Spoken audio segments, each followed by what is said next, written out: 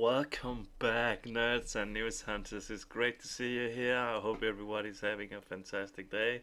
And today I have another build guide for you. This is a Frost and Fire Mage build. As many knows, these spells can be really hard at the moment to get some damage from, but I think this is working out pretty nicely, and I hope you guys can benefit from this build. And remember, I would love to hear from you guys. I would love to get this community started about Wolcen Lords of Mayhem. And without further ado, guys, let's get into it.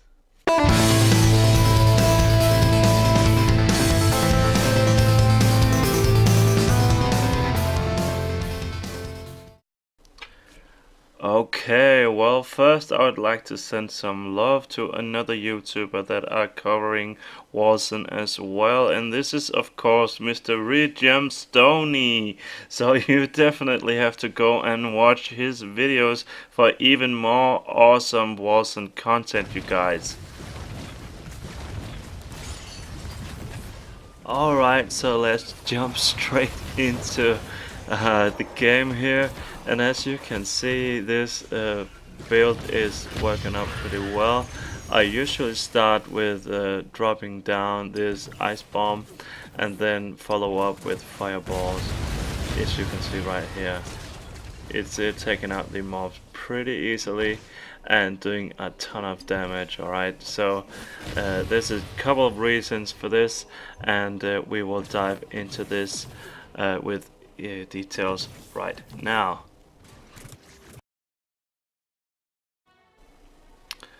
Okay, you guys, so let's dive into the points here. You can see I've got 1k health, 133 force shield, 308 ferocity. Spend all your points in ferocity here because we want to get the spell critical chance score up, which will give us more damage.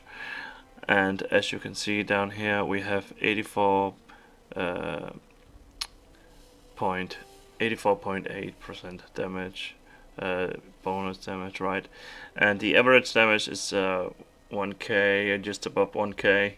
And this point here is actually important with the elemental stuff, because the elemental abilities is what we are going to focus on. I know this is resistance, but this is the abilities that are included into the elemental damage pool. So and you need to know this for to be able to control this build.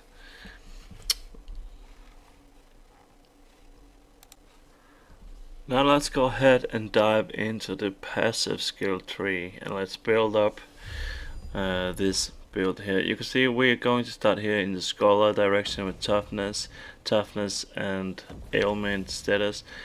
Purifier's will for the force shield delay, maximum health, 10% attack damage, and up into retaliator.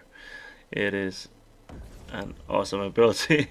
Now let's carry on here in the soldier. Critical hit chance score, critical hit damage will buff up the numbers, ferocity and toughness, and 20 toughness. Let's move down to elemental damage. This will buff up the fire damage and the frost damage as well. We're going to jump over and take the 5% spell damage.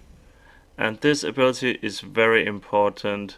This will give you 50% extra elemental damage when you shift spells. So you need to be casting fire, frost all the time in this build. So we're only gonna pick the fire 10% and the frost 10% here. We're not going to be using lightning in this build, okay?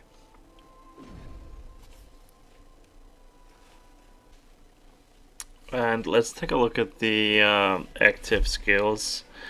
So as you can see, the fireball here is doing 550 average damage, 2870 on tier of ethereal, and 610 winter's grasp.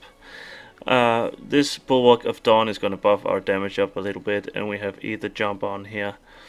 And let's see further in here.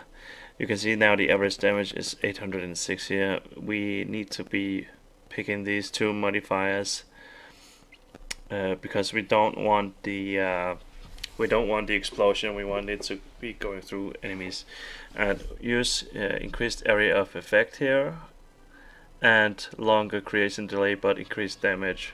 1936 damage here, and you can see it's 2870 down here. Increased damage, increased area of effect is what we're running with for Winter's Grasp. Bulwark of Dawn, bonus to all resistances, and sacred damage to attacks while standing in the area. And we are using this to gain back some willpower and stuff, right? So yeah, we want to be able to multicast Ether Jump. Alright, let's take a look at the gear now, and we are going to start off with the amulet here. This is Thirst. It's a unique item. It's giving us a lot of spell damage, wisdom, and spellcasting speed. And what is really important on the rings is the elemental damage, because we want to buff up fire and frost. So we need elemental damage. You can see the other ring here, 25% elemental damage, right? So this is what I'm running with currently. And we have both. We have you know, the Retaliator and also the Force Shield talent. So we're running with some mixed items, but you can take a look here at what I'm running with to get damage output that I have at the moment. I'm missing a few unique items that I would like to find, but I've not been that lucky, unfortunately. So this is the best pieces I have at the moment. Attack speed on both, heavy armor gloves here, and a Bruiser legendary chest piece, and I've buffed it up with some Force Shield because I want to have a bit of both, because the health is a bit low. So and this will benefit. It's working out pretty well with the survival, to be honest, to have both. So we were running with O'Malley's Lucky Belt here, 20 to all attributes and spell damage. Magic Find 20 all, yeah. And Ferocity. You really want to get a lot of Ferocity, buff up Ferocity to get the crit for your spells. Movement speed, toughness. This is the best ones that I've found so far. And the weapon that I'm using is a legendary staff with 3 gems for elemental damage, and a lot of damage to buff up, you know, the spells. Elemental damage, elemental damage, elemental damage is so important to get your damage up. And you can see here the difference. I have another belt, 2870 right now, and if I change the belt, 2879, so it's 9 more damage with this belt, but it has elemental damage as well. So sometimes I run with this belt, and sometimes I put on O'Malley's belt if I would like to get some more magic find. But yes, this is the gear that I'm running with. So let's get back into some gameplay now.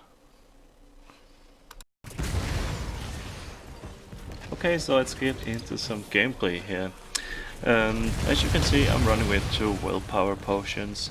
This will help you regain or maintain your willpower, because you're going to be using willpower all the time, obviously. When you teleport around and when you use your abilities, you want as much willpower as possible to be able to keep doing damage. And what you really want to do is spend a different kind of elemental spell every time, because then you're going to benefit from the plus 50% buff from the passive skill tree that we have chosen. So you're going to be using a frost or fire ability. First off, I would advise you to use fire and then frost and then fire and then frost, like that, because then you will gain the 50% buff each time you use your spell. And this comes on top of the base damage or average damage that we have been looking at. So as you can see here, it's doing quite a lot of damage, and this is a +7. I have also done a +10, but you need to have a little more patience to clear that. But I mean, with the gear that I have at the moment, I think it's doing a great job, and I'm just happy to be able to actually play a mage build at the moment and do a +7. That's good for me, because I have had a really hard time to get some damage output from this. So I hope that you guys appreciate this and that you can use this build. And I would love to, I would love you guys to connect with me and start discussion. If you think there's something that could be done better, if there's something that that's missing or anything like that, let's get a discussion going. And anyways, I hope you guys have enjoyed this video, and I wish you have a really nice day, a really nice evening, and I will just see you in the next video. Remember to like and subscribe to the channel if you want more build guides. As you can see here, in 1 second the boss is going to die, so it is definitely working out pretty well, and I will just leave you guys with the rest of the gameplay. Enjoy, and I will catch you later.